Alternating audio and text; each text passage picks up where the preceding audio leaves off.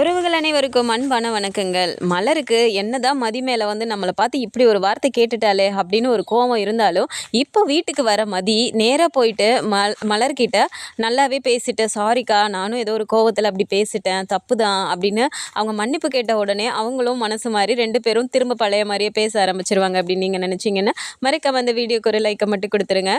So அங்கேருந்து கிளம்பும் போதே வந்துட்டு தங்கராஜ் படித்து சொல்லி அனுப்புகிறாரு, உன் காலுக்கு கீழே அவளை வச்சிருக்கணும், நீ சொல்கிறதெல்லாம் அவள் கேட்குற மாதிரி பண்ணணும் அப்படின்னு நிறைய உபதேசம் கொடுத்து தான் அனுப்புகிறாரு அங்கேருந்து. சரி, நான் அங்கேருந்து கிளம்பி வரும்போதே இங்கே சுரேஷுக்கு ஒரு மாதிரி இருக்கு, சரி பேசலாம் அப்படின்னு சொல்லிட்டு அவராக ஒன்று பேசுகிறதுக்கும் இங்கே மதிக்கிட்ட இருந்து அந்த அளவு பதில் வரலை. ஆனாலும் மதிக்கு இங்கே ஒரு மாதிரி கஷ்டமாகவே இருக்கும்போது சாரி அப்படின்னு சொல்கிறாங்க. சாரி கேட்ட உடனே இப்போ சுரேஷுக்கு வந்துட்டு, என்ன இந்த மாதிரி வார்த்தையெல்லாம் உன் வாயிலிருந்து வருமா அப்படிங்கிறாங்க. இல்லை, நான் அது வேணும்னு இன்டென்ஷனாக ஒன்றும் பண்ணலை, எதேச்சியாக நான் தள்ளி விட்டேன், நீங்கள் போய் இடிச்சு இவ்வளோ பெருசாக ஆயிடுச்சு, அது தப்பு தானே, உங்களுக்கு வலிச்சிருக்கோம்ல, சாரி அப்படிங்கிறாங்க. சரி சரி பரவாயில்ல, சாரி கேட்கணும்லாம் கூட உனக்கு தோணுதே அப்படின்னு சொல்லிட்டு நேராக வீட்டுக்கு வராங்க. ஸோ வீட்டுக்கு வந்து இறங்கினோடனே பார்த்தா இங்கே புல்லட் சவுண்டு கேட்ட உடனே இங்கே வீட்டில் எல்லோரும் கன்ஃபார்ம் பண்ணிடுறாங்க வந்துட்டாங்க அப்படின்னு சொல்லிட்டு. ஆனால் இங்கே வரதுக்கு முன்னாடியே மலர்கிட்ட தெளிவாக சொல்லிட்டாங்க, அவள் வந்தோடனே பழைய மாதிரி நீ அவளுக்கு சப்போர்ட் பண்ணுறதோ, அவளுக்கு உட்கார்ந்த இடத்துல நீ போய் பணிவிட செய்கிறதோ எதுவுமே செய்யக்கூடாது மலர், நீ பெரிய மருமக மூத்த மருமகளாக வீட்டில் எப்படி இருக்கணுமோ அந்த மாதிரி இருக்கணும் அப்படின்னு சொல்லும்போது இப்போ மலருக்கு மனசுக்குள்ளே தோணுது, ஆமாம் வாயில் வார்த்தை மட்டும்தான் மூத்த மருமகன் வருது, ஆனால் ஒரு வேலைக்காரி மாதிரில என்னை இங்கே நடத்திட்டு பத்தாவதுக்கு என் குடும்பத்தை வேற ரொம்ப அசிங்கமாக பிச்சைக்கார குடும்பங்கிற மாதிரில பேசுகிறாங்க அப்படின்னு மனசுக்குள்ளார நினச்சிட்டு இருக்காங்க. ஸோ வீட்டுக்கு வந்தோடனே பார்த்தா சுரேஷ் கிட்ட போயிட்டு இப்போது ராகவனாக இருக்கட்டும் அவங்க அம்மாவாக இருக்கட்டும் நல்லா போய் பேசுகிறாங்க. ஆனால் இங்கே மதியை பார்த்துட்டு ஒரு மாதிரி முறைக்கிறாங்க, நம்மளை ஸ்டேஷன் வரைக்கும் இவள் இழுத்துட்டு போயிட்டாலே, இன்னும் என்னென்னலாம் பண்ண போகிறாலோ தெரியல அப்படிங்கிற மாதிரி ஒரு மாதிரி முறைச்சிக்கிட்டே இருக்காங்க, மூஞ்சி திருப்பிக்கிறாங்க. யாருமே பேசாதப்போ பாப்பா மட்டும் ஓடி போய் மதிக்கிட்ட பேசுகிறா. அதுவும் பாப்பாவையும் கொஞ்சிட்டு இருக்கும்போது அடுத்துதான் இங்கிட்ட ஸ்ருதியும், வாங்க நீ நல்லா இருக்கீங்களா அப்படின்னு சொல்லிட்டு ஸ்ருதியும் போய் பேசும்போது, நல்லா இருக்கேன் ஸ்ருதி அப்படின்னு பேசிகிட்டு இருக்கும்போது இங்கேருந்து ராஜலட்சுமி அப்படியே ஸ்ருதியை பார்த்து முறைக்கிறாங்க, எதுக்கடி அவகிட்ட பேசுகிற அப்படிங்கிற மாதிரி. ஆனாலும் அப்படியே ஸ்ருதி ஒரு மாதிரி அமைதியாக நிற்கும்போது பாக்கியராஜும் பார்த்துட்டு, வாங்க வாங்க வந்துட்டிங்களா அப்படிங்கிறாரு. அப்படின்னு சொல்லிட்டு இப்போ மலரை பார்க்குறாங்க. மலர் பார்த்தாலும் இங்கே மதி சிரிக்கிறாங்க, ஒரு கர்ட்டசிக்காக மலர் சிரிக்கிறாங்களே தவிர மலருக்கு அந்த கோவம் இருக்கிறதுனால மதிக்கிட்ட பேசவே இல்லை. அப்படி நேராக உள்ளே போயிடுறாங்க. அப்போது வந்து இப்படி உட்காந்துட்டு இருக்கும்போது, என்னடா தலையில் இவ்வளோ பெரிய காயமாக இருக்குது அப்படின்னும் போது இங்கே சுரேஷ் வந்து சமாளிக்கிறாரு. இதை பார்த்த உடனே மதிக்கு வந்துட்டு, பரவாயில்லையே சொல்லாமல் அப்படி சமாளிக்கிறாரு அப்படிங்கிற மாதிரி பார்க்குறாங்க. உடனே அங்கே மலரை கூப்பிட்டு, மலரே சுரேஷுக்கு ஒரு காஃபி போட்டு எடுத்துகிட்டு வா அப்படின்னோடனே, இதோ பால் சூடாக தான் இருக்குது, இதை எடுத்துகிட்டு வரேன் அப்படின்னு சொல்லிட்டு இப்போ அங்கே போட்டுட்டு இருக்கும்போதே இப்போ நேராக ஒரு நிமிஷம் இரு வரேன் அப்படின்னு எழுந்திரிச்சு வேகமாக உள்ளர போயிட்டு, இங்கே பாரு மலர், நான் இப்போவே சொல்லிட்டேன், காப்பி அவனுக்கு மட்டும்தான் வரணும், அவளுக்கும் உட்காந்துட்டு இருக்கான்னு சொல்லிட்டு அவளுக்குலாம் செஞ்சுட்டு இருக்க வெள்ளம் நீ வச்சுக்கக்கூடாது அப்படிங்கிறாங்க. சரிங்க அப்படின்னு சொல்லிட்டு இங்கே அவங்க காஃபி போட்டுட்ருக்காங்க. ஸோ காஃபி போட்டு கலந்துட்டு இருக்கும்போதே பார்த்தா ராஜலட்சுமி அந்த சைடு போனதுக்கப்புறமா இப்போ மதி நேராக கிச்சனுக்கு வராங்க. அப்போது இப்படி திரும்பி பார்த்தாலும் எதுவுமே பேசாமல் மலர் அவங்க பாட்டு காஃபி கலந்துட்டு இருக்காங்க. அப்போ காஃபியை எடுத்துகிட்டு போய் கொடுக்க போகும்போது, கொடுங்கக்கா நான் எடுத்துகிட்டு போகிறேன் அப்படிங்கிறாங்க. மலருக்கு அப்படியே ஷாக் ஆகுது, என்னது சுரேஷுக்கு இவ எடுத்துகிட்டு போய் கொடுக்குறாளா அப்படிங்கிற மாதிரி பார்த்துட்டு, நிஜமாவா அப்படிங்கிறாங்க. கொடுங்கக்கா நான் கொண்டு போகிறேன் அப்படிங்கிறாங்க. சரி நீ எப்படி எடுத்துகிட்டு போகும்போதே பார்த்தா இங்கே இவங்க 2 பேருக்குமே ஷாக் ஆகுது. ராகவனும் லக்ஷ்மியும் அப்படியே பார்க்குறாங்க, என்னடா அது இவ காப்பி எடுத்துகிட்டு வரா அப்படிங்கிற மாதிரி பார்க்குறாங்க. நேராக எடுத்துகிட்டு வந்த மதி போயிட்டு சுரேஷ் கிட்ட, இந்தாங்க காஃபி குடிங்க அப்படிங்கிறாங்க. சுரேஷுக்குமே ஒரு மாதிரி ஆகுது, அப்படியே பார்க்குறாரு, இவளா காப்பி கொண்டு வரா அப்படிங்கிற மாதிரி பார்த்துட்டு அப்படியே ஒரு மாதிரி பார்த்துட்டே இருக்காரு. என்ன பார்த்துட்டே இருக்கீங்க, பிடிங்க, தலைவலிக்கும்ல குடிங்க, வரும்போதே காற்றெல்லாம் சில்லுன்னு அடிக்குதுங்கிற மாதிரி கிளைமேட் ஒரு மாதிரி இருக்குது, குளிர்துன்னெலாம் சொன்னீங்கல்ல, குடிங்க அப்படிங்கிறாங்க. அப்போ இவங்க பார்த்துட்டு, என்னது இவன் இந்த அளவுக்கு பேசிட்டு வந்தானா இவகிட்ட அப்படிங்கிற மாதிரி அவங்க அப்படியே பார்க்குறாங்க. சரின்னா சுரேஷும் காஃபியை வாங்கி குடிக்கிற வரைக்கும் அங்கேயே நின்றுட்டு இருந்துட்டு பாப்பா கூட கொஞ்சம் நேரம் அப்படியே விளையாடிட்டு இருந்துட்டு இப்போ காஃபி முடிச்சுட்டு இப்படி கீழே வைக்க போகிற போது டக்குன்னு மதி கொடுங்க அப்படின்னு சொல்லிட்டு கையை நீட்டி வாங்குறாங்க. அப்பயுமே கொடுக்கும்போது இவங்களுக்கு யாருக்குமே எதுவுமே புரியல, என்னடா இவ அடங்கா பிடாரியாக இருப்பான்னு பார்த்தா, என்னடா நல்லா அங்கே சொல்லி தான் கூட்டிகிட்டு வந்திருக்கியா, இப்படி ஆளை மாறி போயிட்டா அப்படிங்கிறாங்க. எனக்கும் ஒன்றும் தெரியல, இப்போ என்ன அவள் ஏதாவது செய்யணுங்கிறீங்களா செய்ய வேணாங்கிறீங்களா, செய்ய சொல்லுங்கிறீங்க, இப்போ அவள் செய்கிறவளையும் ஏன் செய்கிறான்னு கேட்டால் நான் என்ன தான் பண்ணட்டுமா அப்படிங்கிறாரு சுரேஷ். இல்லைடா சும்மா கேட்குறேன் அப்படிங்கிறாங்க. அவள் தான் வாங்கிட்டு போயிட்டால, இதெல்லாம் அவள் செய்யணும்னு தானே எதிர்பார்த்தீங்க, அவளே செய்கிறா, அப்புறம் என்ன விடுங்க அப்படின்னு சொல்லிட்டு சுரேஷ் நேராக இப்போ ரூமுக்கு போயிடுறாரு. ரூமுக்கு போயிட்டு அங்கே அப்படியே ரெஃப்ரெஷ் ஆகிட்டு ஃபேஸ் வாஷ்லாம் பண்ணிவிட்டு தொடச்சிட்டு இப்போ துண்டை வந்துட்டு அப்படியே பெட்டில் போடுறாரு. இப்போ அங்கே மதி உட்காந்துட்டு இருக்கும்போது எதுவுமே பேசாமல் இப்படி பார்க்குறாங்க. அப்படி பார்த்த உடனேமே டக்குன்னு சுரேஷ் வந்துட்டு இப்படி அந்த துண்டை எடுத்துகிட்டு போயிட்டு ஹேங்கரில் மாட்டி தொங்க விடுறாரு. இதை பார்த்ததுமே மதிக்கு அப்படி ஒரு சிரிப்பு வருது. லைட்டாக சிரிக்கிறாங்க. என்ன சிரிப்பு அப்படிங்கிறாங்க. ஒன்றும் இல்லையே, சிரிக்கக்கூட கூடாதா அப்படிங்கிறாங்க. என்ன இப்போ நான் பெட்டில் போடாமல் எடுத்து ஹேங்கரில் தொங்க விட்டேன் தானே இப்போ என்னை பார்த்து சிரிக்கிற அப்படிங்கிறாங்க. அப்படிலாம் ஒன்றும் இல்லை, நம்ம வீட்டு வேலையை நம்மளே நீட்டாக வச்சுக்கலன்னா எப்படி, அதை தான் சொன்னேன். இதை சொன்னால் உங்கள் வீட்டில் இருக்கவங்க எல்லாரும் ஆம்பளைக்கு பொம்பளை தான் செய்யணுங்கிற மாதிரி சட்டம் பேசுகிறாங்க. என்ன பண்ண சொல்கிறீங்க அப்படிங்கிறாங்க. சரி நான் தான் இங்கே மாட்டிட்டேன்ல, போதும்ல அப்படிங்கிறாங்க. சரி அப்படின்னு சொல்லிட்டு மதியம் சிரிச்சுட்டே இருக்காங்க. இங்கே மலர் சரியாகவே பேசாமல் இருக்கிறது வந்து மதிக்கு ஒரு மாதிரி இருக்குது. நேராக போகிறாங்க. மலர் வந்துட்டு அங்கிட்டு சைடில் வெளியில் உட்காந்துட்டு இருக்கும்போது போய் பக்கத்தில் உட்காரும்போது இப்படி மலர் இப்படி திரும்பி பார்க்குறாங்க. என்னக்கா என் மேலே கோவமாக இருக்கீங்களா அப்படிங்கிறாங்க. நான் எதுக்கு மதி உன் மேலே கோவப்பட போகிறேன், அதெல்லாம் எதுவும் இல்லை அப்படிங்கிறாங்க. இல்லையே, நீங்கள் வழக்கமாக எப்படி இருப்பீங்களோ அந்த மாதிரி இல்லை, எனக்கு பார்த்தாலே தெரியாதா என் மேலே நீங்கள் கோவமாக தான் இருக்கீங்க அப்படின்றாங்க. இல்லை எனக்கும் கொஞ்சம் கோவமாக தான் இருக்குது, இருந்தாலும் நீ அப்படி ஒரு வார்த்தை என்னை பார்த்து சொல்லிட்டில அப்படிங்கிறாங்க. அக்கா நான் ஒன்றும் தப்பாக சொல்லலை, நான் அன்றைக்கி சொன்னது என்னவோ உங்களுக்கு வந்துட்டு நான் அதோ சொன்னேங்கிற கோவம் இருக்கலாம். ஆனால் யோசிச்சு பாருங்களேன், இந்த வீட்டை பொறுத்த வரைக்கும் உங்களை எப்படிலாம் நடத்துகிறாங்கன்னு நானும் வந்த நாள்லேருந்து பார்த்துட்டு தான் இருக்கேன். நீங்களும் வாயை திறக்க மாட்டேங்கிறீங்க, அதனால தான் நான் அப்படி சொல்லிட்டேன். சரி இதன் மூலமாவது ஒரு இது பிறக்காதாங்கிற மாதிரி தான் நான் யோசிச்சு சொன்னேன், நீங்கள் தப்பாக எடுத்துக்கிட்டீங்க போலக்கா அப்படிங்கிறாங்க. இல்லை மதி நீ சொன்னதும் கரெக்டு தான், நான் ஆரம்பத்துலேருந்தே ஏன் குடும்பம் ஏன் மாமனார் ஏன் மாமியாருன்னு சொல்லிட்டு அப்படியே இருந்து பழகிட்டேன். அதனால் என்னால் இப்போ டக்குன்னு மாற்றிக்கவும் முடியல, என்ன பண்ணுறது, என் தலையெழுத்து விடு அப்படிங்கிறாங்க. நீங்கள் ஏன்க்கா எப்போ பாரு இப்படியே பேசுகிறீங்க, நம்மளால் முடியாததுன்னு ஏதாவது இருக்கா, நம்மளும் இங்கே ஈக்குவலாக தானே இருக்கோம், நீங்கள் ஏன்க்கா இந்த மாதிரிலாம் யோசிக்கிறீங்க அப்படிங்கிறாங்க.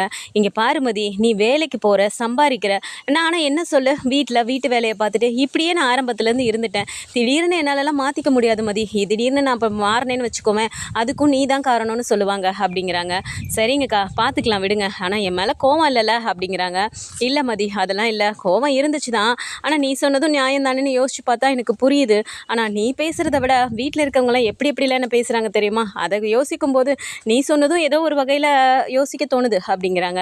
அக்கா இங்கே பாருங்க, நான் வந்துட்டு என் வீட்டில் என் தங்கச்சிக்கிட்ட எப்படி பேசுகிறேனோ அதே மாதிரி தான் உங்ககிட்டையும் பேசுகிறேன். நீங்களே யோசிச்சு பாருங்கள், இந்த வீட்டில் எல்லாரும் என்னை ஒதுக்கி தான் பார்க்குறாங்க, ஆனால் நீங்கள் மட்டும் என்கிட்ட ஒரு அக்கா மாதிரி கூட பிறந்தவங்க மாதிரி என்கிட்ட எல்லாமே பார்த்து பார்த்து செஞ்சீங்க. அப்படி தான் நான் நினச்சி உரிமையில் சொன்னேன்க்கா, இதுக்கெல்லாம் போய் கோவப்படலாமா அப்படிங்கிறாங்க. சரி மதி விடு அப்படிங்கிறாங்க. சரி அப்படின்னு சொல்லி சிரிச்சுக்கிட்டே பேசிகிட்டு இருக்காங்க. அப்போ பார்த்தா இங்கே மலர் திடீர்னு உம்முன்னு இருக்கிறத பார்த்துட்டு, ஆமாக்கா ஏதோ வீட்டில் நிறைய ஏதோ உங்களை பற்றி பேசுனாங்கன்னு சொன்னீங்களே, என்ன எதுவும் திட்டினாங்களா அப்படிங்கிறாங்க. அதை ஏன் மதி கேட்குற, கார்த்திக்கு பொண்ணு பார்க்குறதுக்காக அம்மா ஃபோன் பண்ணி வர சொன்னாங்க, அதுக்கு நான் போகிறதுக்கே இப்போ இந்த வீட்டில் இருக்கவங்களாம் என்னை விடுவாங்களான்னு கூட தெரியல அப்படிங்கிறாங்க. அக்கா என்னக்கா பேசுகிறீங்க, உங்கள் தம்பிக்கு பொண்ணு பார்க்க போகிறதுக்கு நீங்கள் போகாமல் இப்படி, அதுக்கு கூட இவங்ககிட்ட பெர்மிஷன் கேட்கணுமா அப்படிங்கிறாங்க.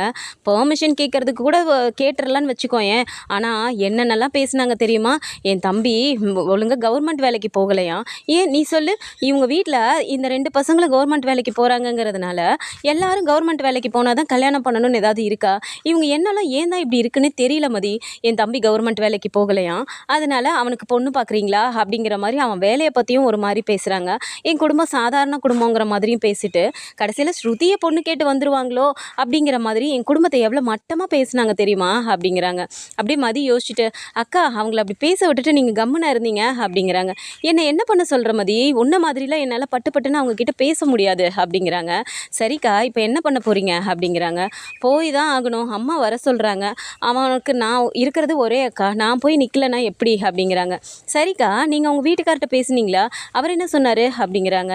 அவர் என்ன சொல்லுவார், அவங்க அப்பா அம்மா என்ன சொல்கிறாங்களோ அதுக்கு மண்டையாட்டிட்டு வந்து நிற்பார், எனக்கு கடுப்பாக இருக்குது தெரியுமா அப்படிங்கிறாங்க. நீங்கள் அவர்கிட்ட பேசுங்கக்கா, கொஞ்சம் ஏதாவது அவரும் சப்போர்ட் பண்ணாருன்னா உங்களுக்கு நல்லா இருக்கும்ல அப்படிங்கிறாங்க. சரி மதி நான் பேசுகிறேன் அப்படின்னு சொல்லிட்டு இப்போது எழுந்து உள்ளே போய் நைட்டு தூங்கிடுறாங்க. இப்போ மறுநாள் காலையில் பார்த்தா மதி வேகமாக கிளம்பிட்டு இருக்காங்க. இப்போ இங்கே லக்ஷ்மிக்கு பார்க்க அப்படியே பயங்கரமாக கோவம் வருது. சுரேஷுங்கிட்ட கிளம்பிட்டு இருக்கும்போது, டேய் சுரேஷ் என்னடா பண்ணுற அப்படிங்கிறாங்க. என்னம்மா நான் ஸ்டேஷன் கிளம்ப வேணாமா, கிளம்பிட்டு இருக்கேன், டைம் ஆகுதுல்ல அப்படிங்கிறாங்க. அதெல்லாம் சரிடா, அவள் என்ன திரும்ப வேலைக்கு கிளம்புறாளா அப்படிங்கிறாங்க. திரும்பவும் வேலைக்கு கிளம்புறாளான்னா புரியலையே, அவள் வேலைக்கு போக வேணாமா அப்புறம் அப்படிங்கிறாங்க. டேய் என்னடா இப்படி பேசிகிட்டு இருக்க, மாப்பிள்ளை அவள் வேலையை விட்டு நிறுத்துறதுக்கு ஏதோ வேலையெல்லாம் பார்த்துட்டு இருக்கேன்னு சொல்லி சொன்னார், போய் பேசிட்டுலாம் வந்தாராமே, அப்போ இன்னும் அவளை வேலையை விட்டு நிறுத்தலையா அப்படிங்கிறாங்க. அம்மாம்மா ஏமா அது என்னன்றத மாமாவே பார்த்துக்குவார். இன்னொரு விஷயம் நான் முக்கியமானது சொல்லணும் உங்ககிட்ட, எப்போ பாரு அவகிட்ட இதை பண்ணு அதை பண்ணுன்னு எதுவும் நீங்கள் சொல்லாதீங்க, நானே பார்த்துக்கிறேன், அவளை எப்படி வழியை கொண்டு வரணும்னு எனக்கு தெரியும் அப்படிங்கிறாங்க. என்னடா சுரேஷ் கொஞ்ச நாள் அங்கே போய் போயிட்டு உங்கள் அக்கா வீட்டில் தங்கிட்டு வந்ததுக்கப்புறம் அப்படியே ஆளே மாறி போய் பேசுகிற. நான் எது சொன்னாலும் எனக்கு சப்போர்ட் பண்ணி தானடா பேசுவேன். இப்போ என்ன என்னை எதுவுமே கேள்வியே கேட்க வேணான்னு சொல்கிற உன் பொண்டாட்டியை அப்படி உன்னை மாற்றிட்டாளாடா அவ அப்படிங்கிறாங்க. மாமா எதுக்குமா இப்போ தேவையில்லாமல் பேசுகிறீங்க? யாரும் யாரையும்லாம் மாற்றலை. அவளை பற்றி எனக்கு தெரியும். நான் அவளை ஹேண்டில் பண்ணிக்கிறேன்னு தான் சொல்கிறேன் அப்படிங்கிறாங்க. அப்போ அதை பார்த்துட்டு என்னமோடா சுரேஷ், எப்படியோ அவள் வழிக்கு வந்தாகணும்.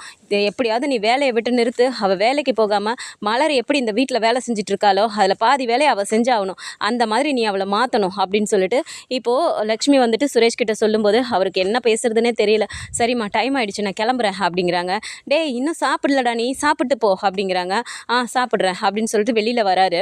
இங்கே பார்த்தா மதியம் ரெடியாகி வராங்க வேகமாக வெளியில். மலர் பார்த்துட்டு மதி கிளம்பிட்டியா, சாப்பாடு எடுத்து வைக்கவா அப்படிங்கிறாங்க. இல்லைக்கா, நீங்கள் எல்லாருக்கும் வேலை செஞ்சிட்ருக்கீங்க, எனக்கும் செய்யணுமா, நானே பார்த்துக்கிறேன் அப்படிங்கிறாங்க.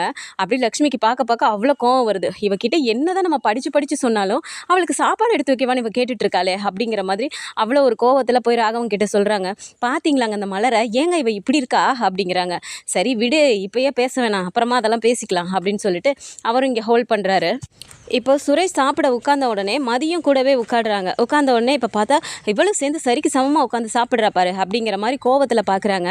இப்போது சுரேஷும் இப்படி பார்த்துட்டு சரி உட்காந்துட்டா என்ன சொல்கிறது அப்படிங்கிற மாதிரி சாப்பாடு எடுத்து வைக்கிறதுக்காக இப்போ பார்க்குறாரு. மலர் வேகமாக வந்து நான் பரிமாறுறேன் அப்படின்ட்டு வராங்க. டக்குன்னு மதி பார்த்துட்டு அக்கா விடுங்க நான் பார்த்துக்கிறேன் அப்படின்னு சொல்லிட்டு இப்போ சுரேஷ்க்கு தட்டில் இட்லி வைக்கிறதா இருக்கட்டும், சாம்பார் ஊற்றுறது, சட்னி ஊற்றுறது இதெல்லாம் கொடுத்துட்டு சாப்பிட்டுட்டு இருக்கும்போது இன்னும் கொஞ்சம் சாம்பார் வேணுமா அப்படிலாம் இடையில கேட்குறாங்க.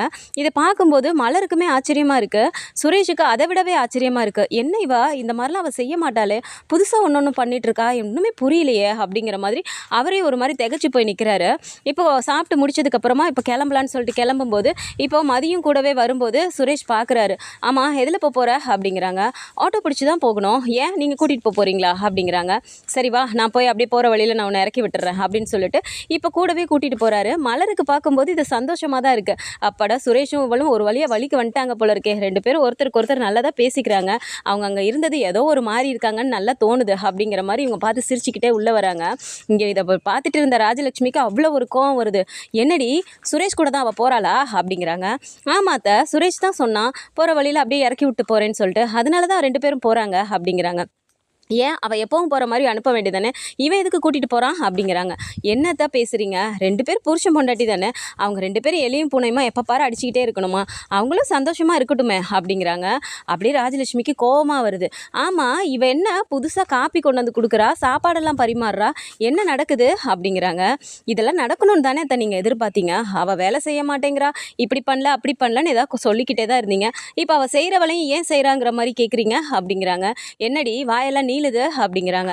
இல்லை அத்தை, நீங்கள் கேட்டதுக்கு தான் நான் பதில் சொன்னேன் அப்படின்னு சொல்லிட்டு நேராக விறுவிறுன்னு கிச்சனுக்கு போயிடுறாங்க. இங்கே பார்த்தா ஒன்றுமே புரியல. லக்ஷ்மிக்கு அப்படியே யோசிச்சுட்டு இருக்காங்க. என்ன இவ வேலைக்கு போக விடாமல் நம்ம தடுத்தாதான் நம்ம வழிக்கு வருவான்னு பார்த்தா இப்போ இவ வேலைக்கு போகும்போதே சுரேஷுக்கு இதெல்லாம் பண்ணுறாளே அப்படிங்கிற மாதிரி ஒரு மாதிரி கோவத்தில் இருந்தாலும் ஒரு மாதிரி யோசிக்க வச்சுட்டாங்க மதி. ஸோ இந்த மாதிரியான கதைக்கெல்லாம் வந்தால் நல்லா இருக்கும்னு நினச்சிங்கன்னா மறக்காம நம்மளோட சேனலை சப்ஸ்கிரைப் பண்ணிக்கோங்க.